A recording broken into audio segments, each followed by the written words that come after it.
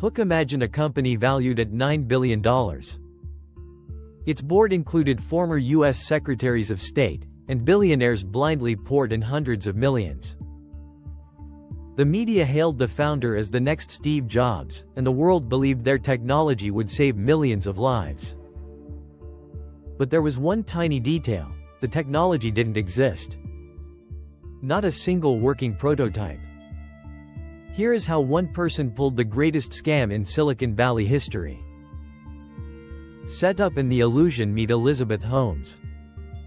A 19-year-old Stanford dropout with a brilliant, universally relatable dream. She claimed she was terrified of needles and wanted to replace massive blood draw syringes with a single finger prick. One drop of blood to run hundreds of complex tests, from basic blood sugar to early cancer detection. Silicon Valley fell in love. Holmes exclusively wore black turtlenecks, spoke in a hypnotic baritone, and promised to revolutionize healthcare. To build an impenetrable shield around her startup, Theranos, she charmed legendary Stanford professors and assembled a board of directors that included heavyweights like Henry Kissinger and George Shultz. When skeptics asked technical questions, investors simply brushed them off. Are you smarter than Henry Kissinger? Money flowed like water. But behind the closed doors of the laboratories, an absolute nightmare was unfolding. The scam Theranos operated in paranoid secrecy. Not even their star-studded board was allowed inside the labs. Why? Because their revolutionary machine, named Edison, simply did not work. Blood from a finger prick coagulated, and the machines overheated, broke down, and spat out random results. Instead of fixing it, management built a conveyor belt of lies. When investors visited, they were shown a fake loading screen on the Edison device. Meanwhile, panicked employees would sneak the real blood sample into a back room, dilute it, and run it through massive, secretly hacked commercial analyzers made by Siemens. This cheap parlor trick brought in millions. But the fatal mistake happened in 2013 when Theranos partnered with the giant pharmacy chain Walgreens. Now, real people were getting tested. Theranos forced their hacked machines to run highly diluted samples. The results were catastrophic. Healthy patients received terrifying results indicating cancer, while sick people were told they were perfectly fine.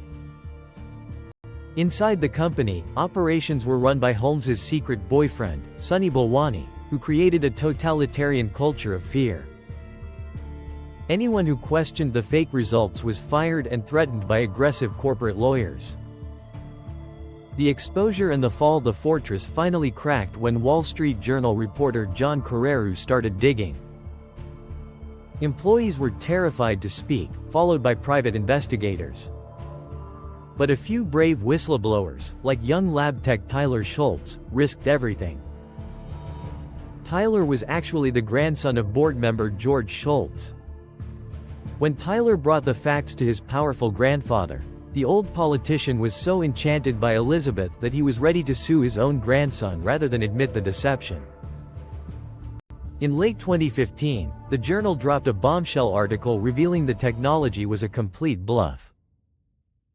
Holmes tried to save face on national television, repeating her favorite mantra that, first they think you're crazy, then you change the world.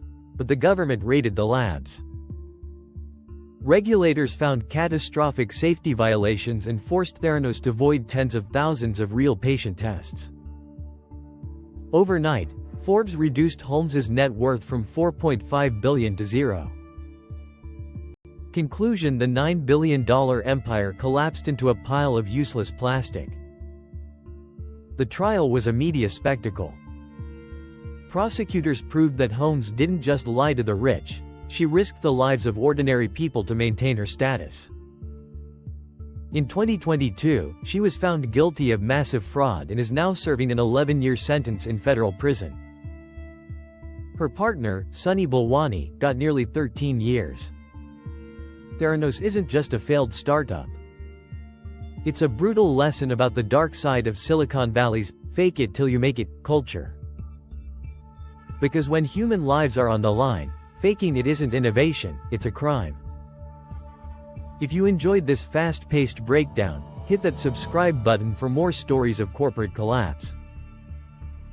Drop a like, and see you in the next video.